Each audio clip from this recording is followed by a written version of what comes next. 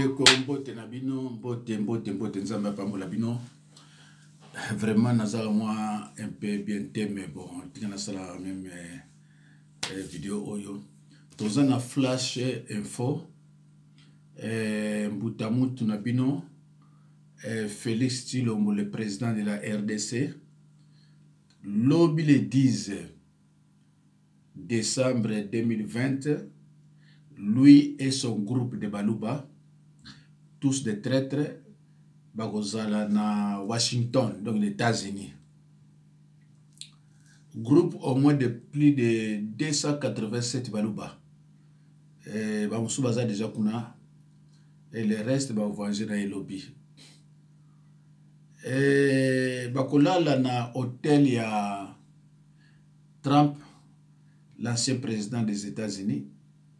Donc, dépense au moins, il y a 2882 $. Oyo, Tshilombo na baluba babimi, pour na okine ko dépenser ngo na États-Unis na makambo ezanga tina. Chers amis, na yebisa bino ke Tshilombo akosala rien, c'est-à-dire que banda zwa pouvoir ti akobima akotikala kosala eloko te bo konte na ete eza vidéo na sala na 2019 ou 2020 na prévenaka bino déjà ke na oyo nga na yebi oyo eza na nga Tshilombo akoki kosala eloko moko te parce que aza esclave ya d'abord Rwandais. Après, il y a ceux qui gèrent le pays, le monde. Donc, à cause ça, là, était le mode. Quand tamboula naïbo mon ratamboula rwanda, ils ont ba mascarade, ils ont ba collection de l'air. Ce que vous avez dit aux États-Unis, avec la solution. Mais toujours s'ouvrir pour la banane. Ce que le bio n'a qu'à na France, na Belgique, na Allemagne, partout aux autres qui nous salani kuna. Tozo souffrir pour na banani. Donc Tshilombo a koki ko sala eloko. Naza même na vidéo mo na évité ce qui na l'examiner ngwa. Un Rwandais a reconnaître que RDC a na armée. Combien de fois ngana ko yebisa binongo? Biso to attaquer te. To se défendre. Rwandais bazo take biso se défendre. Et puis c'est une honte. Na monde entier po bima olbake, nous sommes agressés par des Rwandais. Mais c'est une honte. Parce que bozo bomba vérité oyo ya solo oyo boko oloba bozo bomba yango. Tshilombo Kabila tango azu pouvoir avec mona muke. Abana ko banga. À ce moment-là de bozo na force. Siko Kabila avanda azwa armée FARDC et comme armée rwandaise ba FARDC on a chamboka na biso armée rwandaise yangwana eza armée ya M23 na FARDC ba ko expliquer bien ba le boni nyoso bona ko Tshilombo eza ko négocier Tshilombo zo sala boye Tshilombo eza pour rien bo kima wapi même si bo kima na Angola kuna bayebike toza ko lela pour na armée zate soki armée yaraki bandeko na liste awa ya bato bake na États-Unis eza bango nyonso bazaka na Kisasa te ba mususu bazaka na Mbujimai Baina bino neti délégation présidentielle. Boko makuna boyokani batiki bino bapesi bino ka vie bape bino 50 000 $. Ba bozwa oyo boluka ndemo no vivre awa boyi dans famille ole bozaka na Mbujima ikuna c'est pas la peine bino botika na bino awa. Siko avion ta kozonga e kozonga le musuna 87 personnes ka. Les restes batika na bango déjà kuna. Ceux qui bazo pas que de Canada, bazo su ba mususu na village tout ça. Bake boaki ba kuna bibo bino na kini mo sala ya te na mino ka vanda kuna. Donc bazo aider ba pauvre oyo baza na Mbujimai oyo bazanga ba visa, oyo bazanga ba billet pour en Europe. Mais ce qui est bizarre, le coup la bango va considérer moi cité, bazozo la plupart de mes mbali. Parce que bango moi si pour bango moluba, moi si aza considéré té, alors bazozo on a bibali mbali, ba si bazozo tira kuna belé na mbujima ina kananga. Mais na préciser bien que oh nyos bazozo waka kuna mbujima ya kananga té. Ya kananga bakozo va donner 2 3 pour nous c'est ça bon mais bazana ba relation na kati. Mais à part ça non. Dobandeko, les informations na pesibino. Boye baké lobby le 10 parce que le 9, lobby le 10. Chilombo akomata akozaliza les États-Unis ye na groupe na baluba. Groupe wana nyoso bazo ba faire des missions. Kuna mais ils ont 50 militaires pour na bango 50 militaires pamba. Bamso ba kina groupe ne oba watikala oba so ba ndako aux États-Unis. Ken États-Unis autant de baluba so balupam. Ole ba so na mbujima ba construire mbujima ikananga. Te bango bazo so na États-Unis ba construire kuna. Ah mais c'est malheureux quand même. Hein. Banda na botama c'est pour la première fois na RDC batu oyo balingi province na bango te. Ils volent de l'argent des contribuables et puis ils construisent à l'extérieur de la RDC. Ils construisent aux États-Unis au lieu de construire Nambujimai. Hein, mami qui a battu quoi? Vraiment, ça m'a Zanata la suite na zane logo mo na otila bino awa. To que malembe.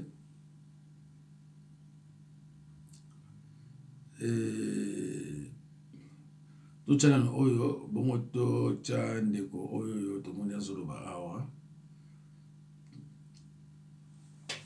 Papa mama. Nego mobali nego mwasi. Action la bino ko bandaki ko sela yango. Si metia na biso efungwami. Okuni batu mibale. To pesi libulu moko fele. Boya ebele.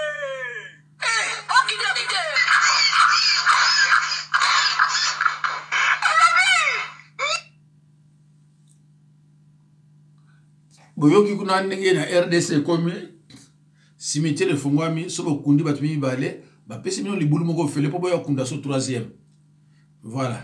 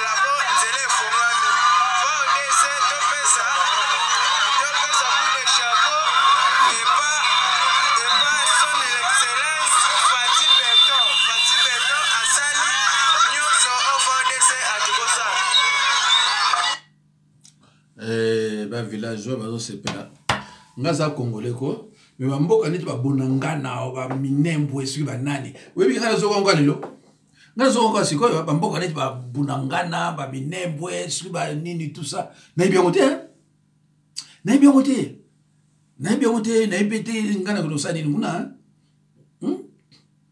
na ibite vraiment ce qui configuration actuelle du Royaume Congo. En RDC, les provinces qui faisaient partie du Royaume Congo. 1. La province du Congo central tout entière faisait partie du Royaume Congo. 2. La province actuelle du Kwilu. Le Kwilu est le deuxième district de la province du Bandundu, puisqu'il y en a 3. Il y a le Maïndomé, le Kwango et le Kwilu. Et le Kwilu est la seule province qui faisait partie du Royaume Congo. Au Congo-Brazzaville, vous avez la province du Poul, la province du Niari, la province de la Bouenza et le Kwilu. Au Gabon, vous avez une partie de la province du Nyanga et une partie de la province de Logoué. En Angola, vous avez la province du Cabinda, la province de Ouij, la province de Zaïre, la province de Bengo, une partie de la province de Malange et une partie de la province de Kwanza-Sul.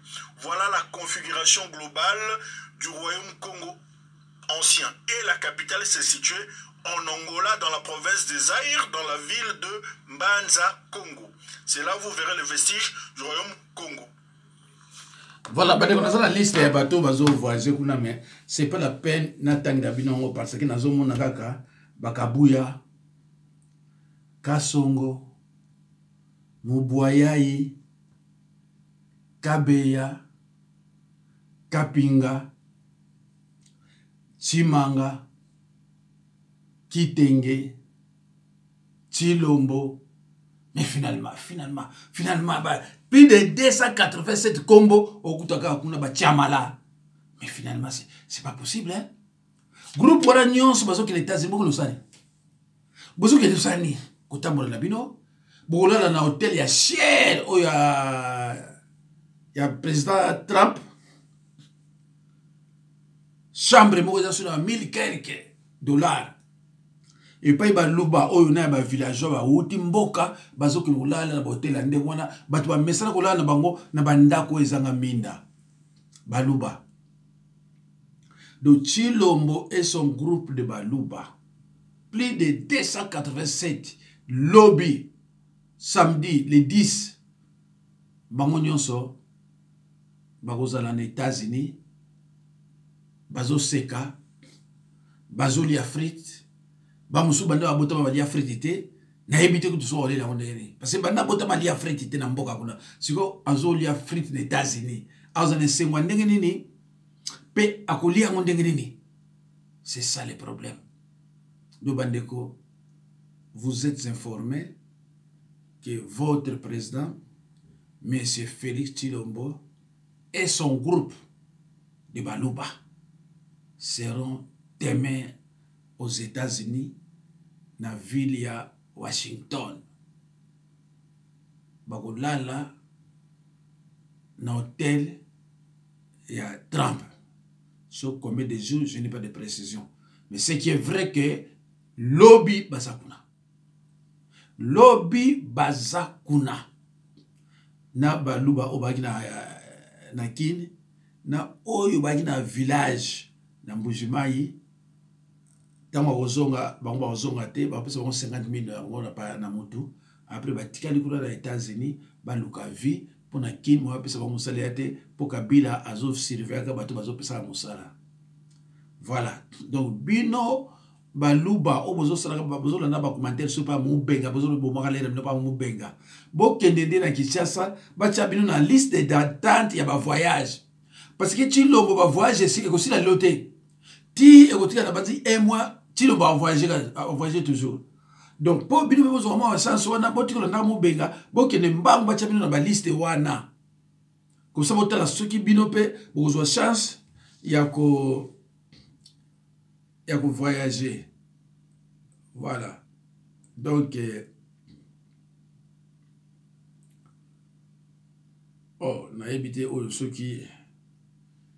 Et au salon de oh là là. Oh là là. Oh là là.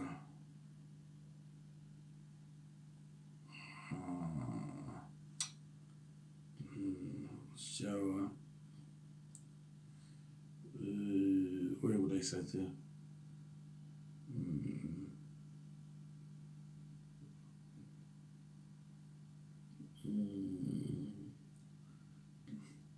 Voilà, Badeko. Namoni que nangana examino de komoko tout channel ba oyo mongolanda après. Bien naona sauti mwali patia tami sifalie tutasikizana. Habari yenu? Kwa mzuri. Mzuri sana. Hizi college là nasema mimi nafurahi sana. Komanda Josué atuka mimi nafurahi.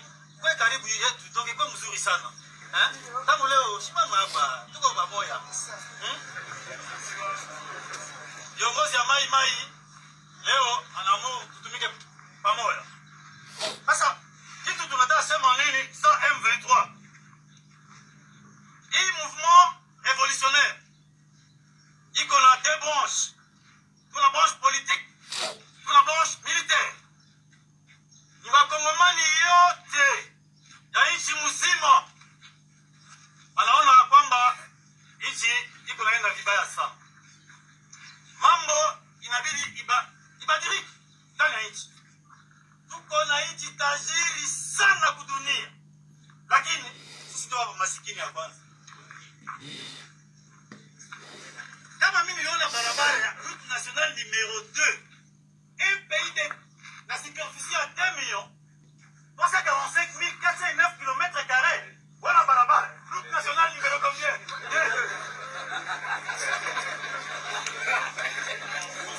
Mungu tusaidie. Nani apeke président de la République? Bwana Tshisekedi. Njia ambao anatumikisha juu aende kwake. Manake basi yote ni baturu. Président de la République. Shimu na shimu. Basi yote. Un président de la République. Na anafurahia hiyo bitwane. Tunaona kwamba hii nchi tuna mali yote ya dunia.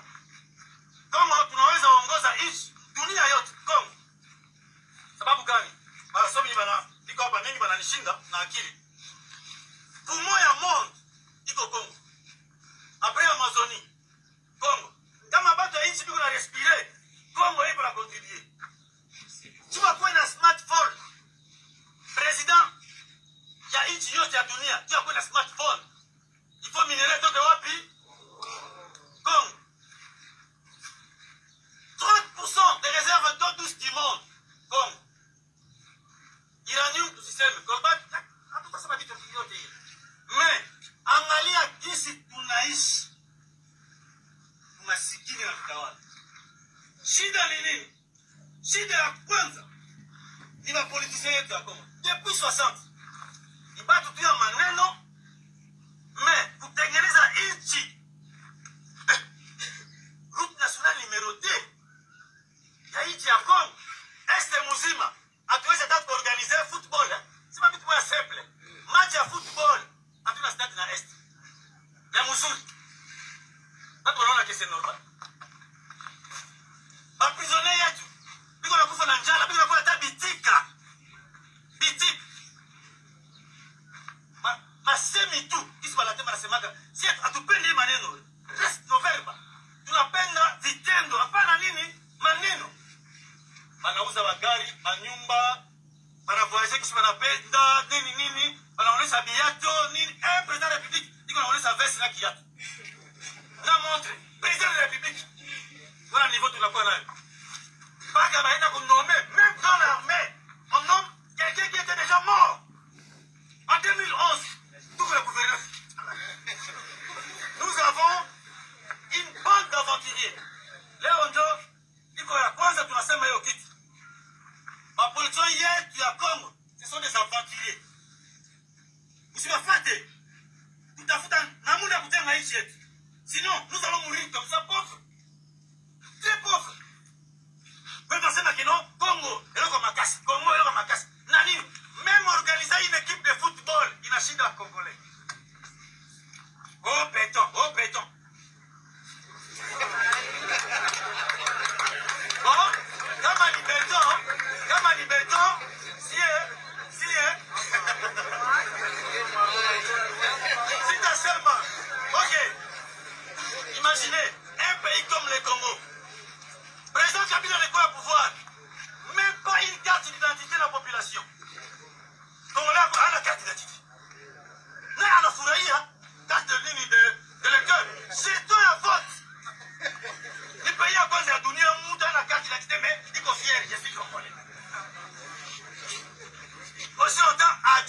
reconnaissance ni nini, ajue passeport ni nini, ana carte d'identité, il est comme ça, mais banabatia manipulation ya kusema watu watukiana. Qui bénéficie? Ce sont les politiciens congolais. Unachukia mwenzako, unazalia naye juu ya pua. Yes, Mungu aturumie. Même les chrétiens, watu wanachukia mwenzako juu ya pua. Il n'est pas congolais.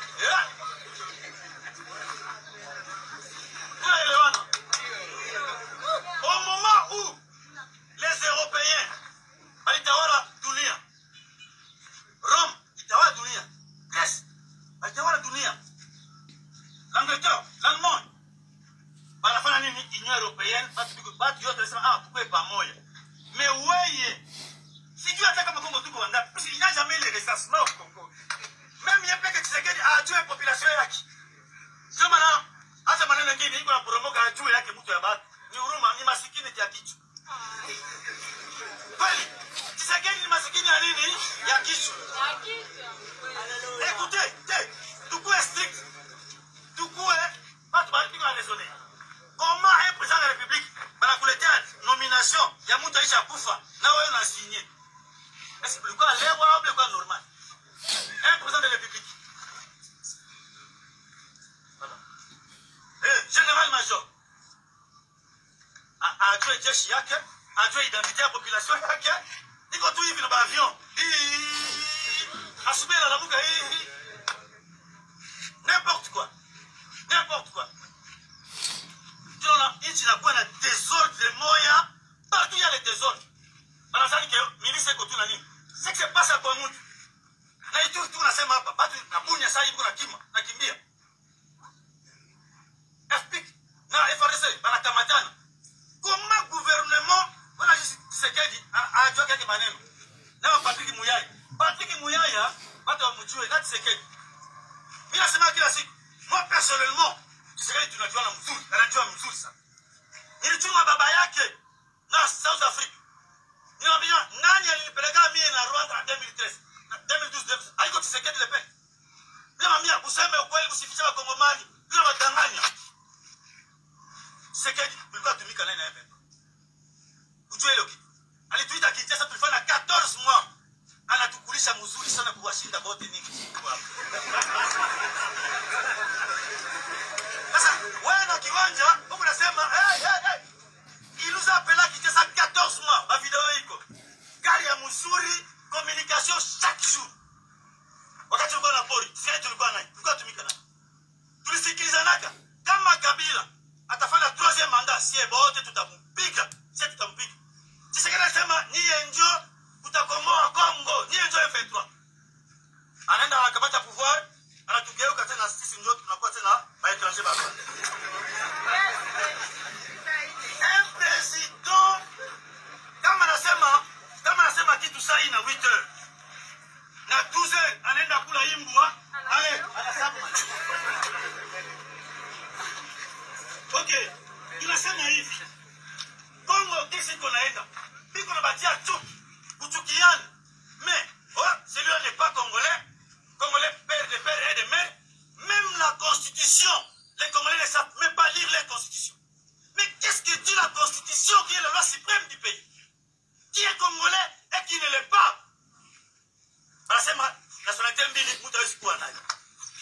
Tous nos politiciens, comment c'est parti Tshisekedi? Bote batoto yabo, ils ont des nationalités belges. Banasoma Bulaya. Na mara kutanganya, mtoto wako akaenda masomo, na wewe unaitika sema mtoto wangu anaikana. Mon peuple périt par manque de connaissance. Les jours vous allez comprendre les politiciens congolais, ils sont là pour leur vendre. Tutasemaga tusichukiane, tupendane. Comment tu dis que celui-là n'est pas congolais, qui est congolais, mais par rapport à quoi? Tout qu'on a 4 grands groupes ethniques dans le Congo. Les Bantous, les Soudanais, les Soudanais, les Bakakwa, les Lubara, les Zande, sont des Soudanais. On accepte ça, sont des Soudanais. Les Nilotiques, c'est là où ça pose problème au Congo. On doit se dire la vérité. Les Congolais, ils pensent que si tu es Bantou, c'est donc pour te monier.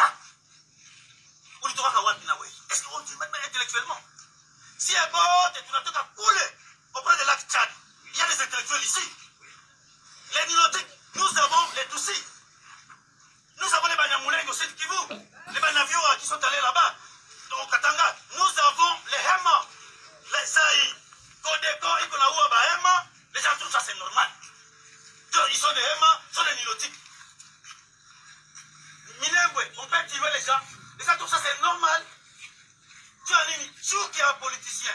Mais je demande, attends, mais ça parle, Lumumba, Subakata Litumika, pourquoi il a travaillé avec ces gens? Est-ce que vous êtes plus intelligent que Lumumba? Mobutu est venu au pouvoir. À la Kamata Charles Nani. À la Kamata Nani, pardon, Bissengimana Charles. Ouais, Bissengimana. Directeur des cabinets. Un dossier. Donc, pour lui piter Mobutu na akili. Pour lui piter Mobutu na akili. Ah, on a dit Congomani, on a piter Mobutu. Bon, cabinet est venu, tout consort. Mais, c'est quoi les problèmes entre nous? Les politiciens veulent nous diviser. Donc, les Français disent diviser pour mieux régner. Mais le peuple est capable de comprendre les réalités. Longoli a presque la fin. En tout cas, on a Kiswahili. Mais dans ndambo na yoki, bazana na regret mingi na ba politiciens na biso. Na yoki balobi Kabila a été là 18 ans. Ata mukolo moko a pensa ki na ba identité te. Peuple congolais identité ne comme carte électeur. C'est rigolo, hein? Okoyo ke loko na pays moko te monde, carte identité à mutu, carte électeur. C'est-à-dire ça c'est pas carte électeur na yo, mbala moko lobengo e comme identité. Et bango pa ibazali kuna suna zamba siko wapi. Bazo kamwa ndeni babenga ka Chilombo béton. Au moment où Moussa na yeka ka azu avion accueilli, Moussa ne ko tambola mboka na yeboko alingi yango te. Mais ceux qui mbujimai balingi yango te, bako linga mboka na bako ndenge ni. Ndenge bakima ka mbujimai, ndenge bazo kima RDC. Eza mawa minke. Non ki basoda onde bazo ba pesi nga mawa. Babiki politicien congolais a travaillé pour na ventre na e mais ça ndeko na politiciens congolais, baza ba politiciens ou ba bengi ba zoba na monde entier. Donc ils réfléchissent pas. Ba fanda ka te ke mboka o eza tela, tani bazui ba ambo. Mais ambulance ya pamba ezate. Camion ya pamba pona koboma moto incendie ezate. Mais nini ezakuna bazo kende bango nyonso kosoma bandako na États-Unis. Bako ça dépasse à plus de 2882 $, 2 millions 880 $. Sur 52 $ ou 82 $. Oh yo bako ça la dépense kuna. Donc tant on a 2 millions, on dirait que bazo ba 2000. On dirait bazo ba 2000. Et c'est mawa 2 millions. Mais kende na Kinshasa, bato so za place on la tête. Bazo buka ba ndako bato sans solution de rechange. Bako pesa place on la tête, mais c'est pas possible. Après ba Niama, les animaux quand même sont organisés que les Congolais. Eh mawa. Tala bato nde bazo koloba. Yo so za conseiller bo ya Chilombo. Et comme ça ba wate. Chilombo n'a jamais travaillé banda botama na mboka na ye. Mais dès qu'il va opérer place à présidence. Donc les Kamomoko ozana mutuna ye, il y a administration aye biango atate. L'économie ya mboka aye biango atate. Géographie ya mboka na aye bina été. Et vous acceptez un homme comme ça d'être président de la RDC. C'est grave quand même, hein? Donc, pour naïe, aïe même pas basignagate pour à travailler politique à travailler la politique. Kobima kotambola Nicole Baté koza politicien. Oza combattant, oza tambola ko pour na koza combattant, moza politicien te. Tu le mon niveau politique à zate mtaye bien zate. Ah! Aïe aïe aïe. Donc tu le avant na chose na mboka azo baté mais na osani. Mais ce qu'on osani, aïe bien ni ka osani. Na bujima ikuna nutrition eza kuna kusakana te. Bandeko na suksi yango wana vraiment na oboyoki ya bato yo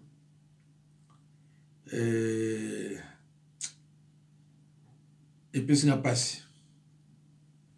Voilà, donc bandeko natiki bino. Oh là là. Natiki bino nzambe apambola bino.